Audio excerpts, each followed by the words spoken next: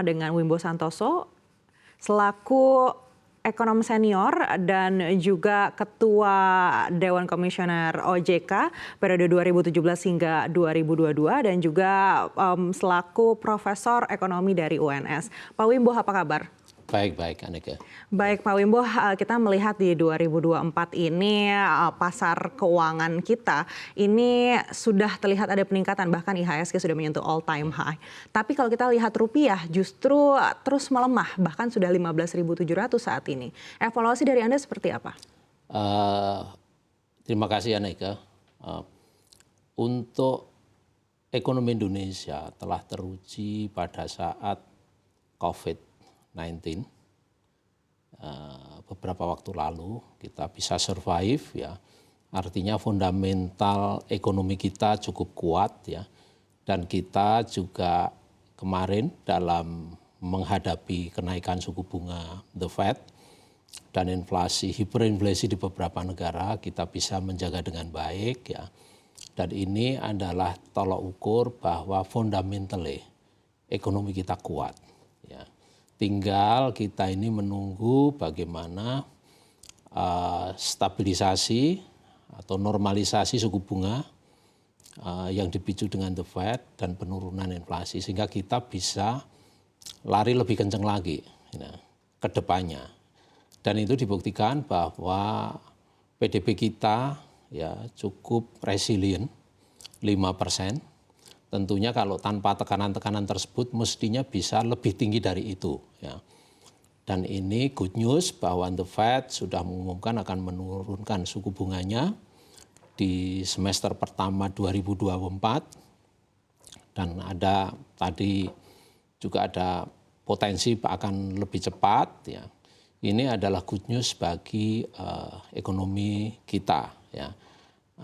Dan juga ini juga masih sangat tergantung bagaimana respon kebijakan policy rate Bank Indonesia untuk mengantisipasi ini, ya.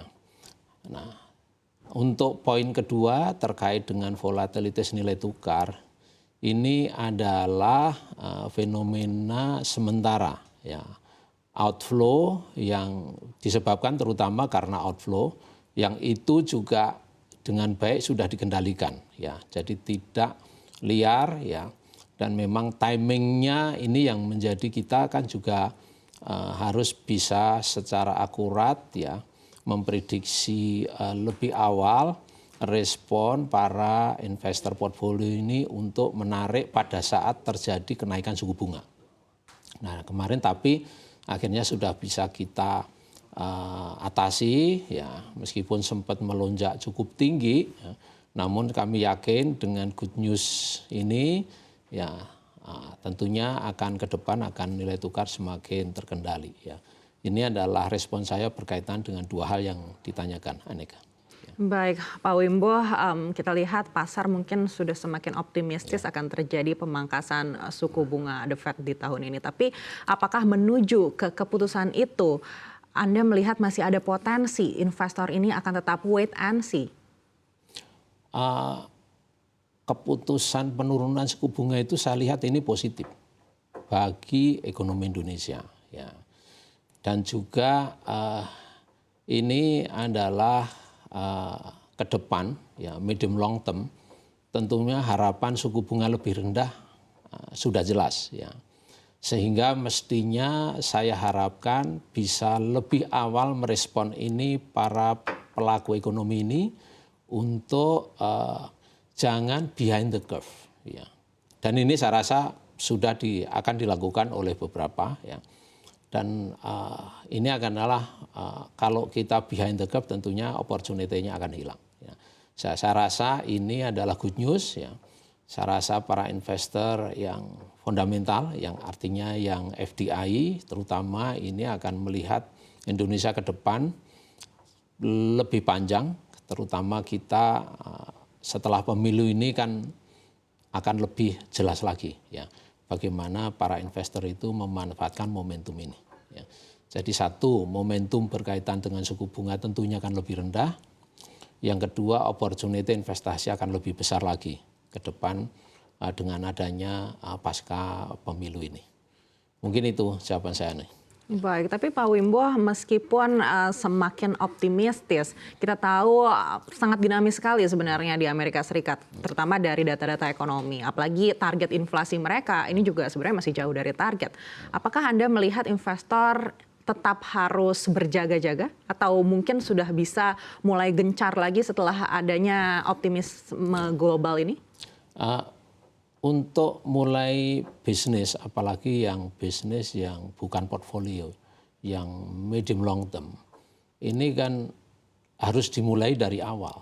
Ya, itu eksekusinya kan butuh barangkali paling cepat 6 bulan atau 1 tahun. Ya, sehingga menurut saya mestinya sudah mulai dari sekarang untuk dilakukan rencana-rencana ya, sehingga supaya tadi momentumnya tidak hilang. Dan saya rasa ini menurut saya udah banyak dilakukan. Bukan hanya di Indonesia, mungkin seluruh dunia. Karena ini adalah era baru pasca COVID. Jadi ekor dari COVID ini kan memang hyperinflation dan juga terpaksa harus diadres dengan kenaikan suku bunga di hampir seluruh dunia. Dan inilah mudah-mudahan inilah the end of the game. Ya. Sehingga inilah era baru yang harus dibangun lagi ya untuk ekonomi dunia termasuk Indonesia. Ya terlepas adanya beberapa konflik di negara ini, dan itu kan saya rasa itu dianggap aja itu ceteris paribus ya, yang sudah harus kita antisipasi dan juga harus kita pertimbangkan dalam bisnis kita ke depan. Saya rasa ini mulailah kita untuk melakukan rencana jangka panjang mengenai bisnis ini. Baik.